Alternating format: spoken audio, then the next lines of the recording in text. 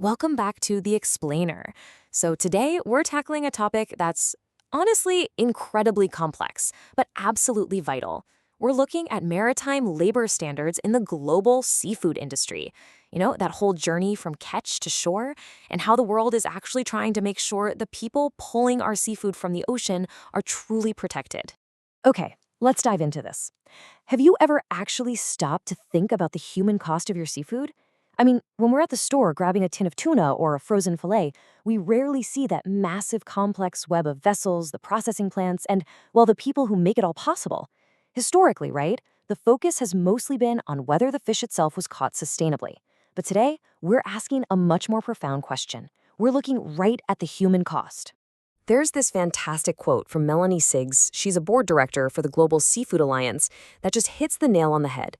She says, "It is now recognized that assurance of good crew welfare on fishing vessels is critically important and inseparable from good environmental management." I just love how that reframes the whole conversation. Because protecting ocean ecosystems is absolutely vital, for sure.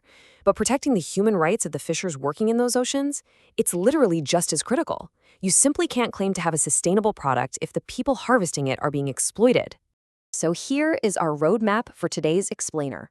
1. The seafood assurance gap. 2. Vessel standards explained. 3. Core principles of protection. 4. The path to certification. And 5. The ripple effect. All right, Section 1, the seafood assurance gap. Because before we can really appreciate the solutions, we have to clearly diagnose the problem. And listen, this isn't just some niche concern.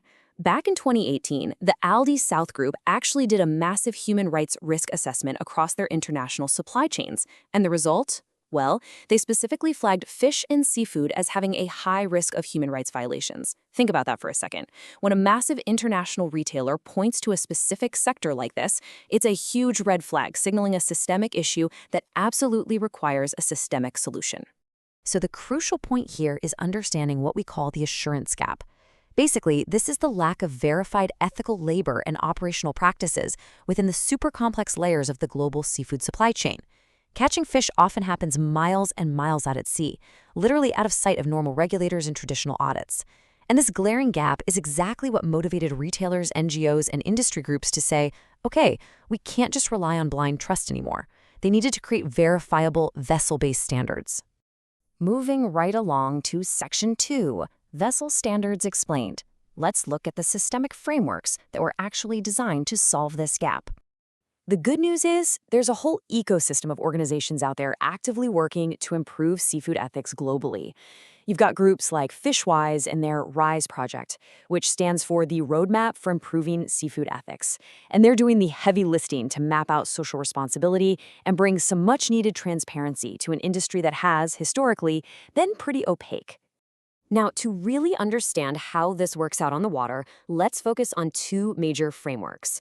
First up is the Responsible Fishing Vessel Standard, or RFVS, which is owned by the Global Seafood Alliance. And then we have the Fish Standard for Crew, which I have to say is a pretty clever acronym for fairness, integrity, safety, and health. And that one is assessed by the Control Union. Both of these are voluntary third-party certification programs, and they focus specifically on the vessel level to make sure working conditions are decent and fair. Section 3, Core Principles of Protection. So what do these abstract policies actually do to protect workers on the water? Let's take a look under the hood. Now, what's really interesting about this framework is how the RFVS is essentially split into two core pillars, the operational and the human.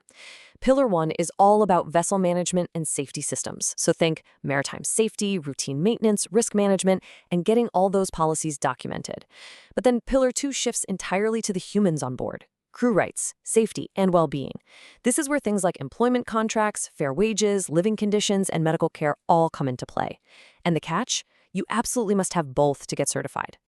If we translate those complex international policies into everyday plain language, we're talking about real, tangible protections. Things like transparent recruitment, where workers aren't being charged excessive, crippling fees just to get a job. It means having clear, written contracts that are actually explained to the crew before they even leave the dock.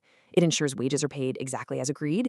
And crucially, it sets up onboard grievance mechanisms, meaning crew members finally have a safe way to report abuse without the fear of retaliation. And the foundational rules, just to be eligible for RFVS, they are incredibly strict. A vessel has to operate legally, uphold universal human rights, and there is a massive zero-tolerance policy for forced labor or using workers under 16 years old. There's also this very specific, really compassionate rule that lone fishers cannot remain continually at sea for more than 24 hours without mandatory breaks from fishing activities. Basically, these rules draw a hard, non-negotiable line in the sand. Section 4, the path to certification. Let's move to the next part and see how this all builds, grounding these abstract frameworks into actual reality. So getting certified is this comprehensive 6-phase journey. It kicks off with an eligibility and gap analysis to see exactly where the vessel currently stands. Then comes the real heavy lifting in step 2, building out all those documented systems and policies. Step 3 is training the crew and the captains on their new rights and safety procedures.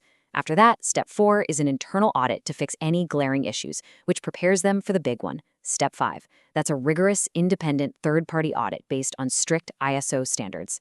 And finally, step 6, if they pass, certification is granted, usually for a 3-year cycle with ongoing maintenance and monitoring. Of course, actually pulling this off is rarely that simple in practice. Based on consulting work in places like Vietnam, achieving these steps means overcoming some pretty huge real-world hurdles. I mean, think about it. Many of these vessels have operated for decades based purely on experience.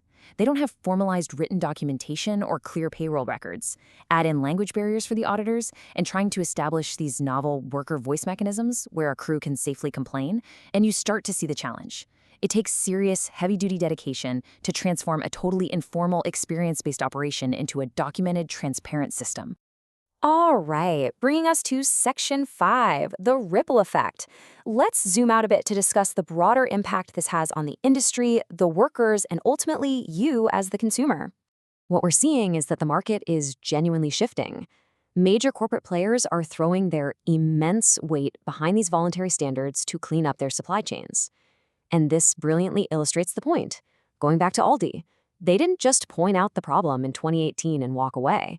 They actively threw their support behind the development of the Responsible Fishing Vessel Standard alongside groups like Seafish and the GSA. They backed the pilot periods where these standards were actually tested on vessels around the world. It really proves that assuring human rights isn't just, corporate charity anymore. It's become a core business priority. Which brings us to a final, provocative question for you. Next time you buy seafood, will you ask who caught it?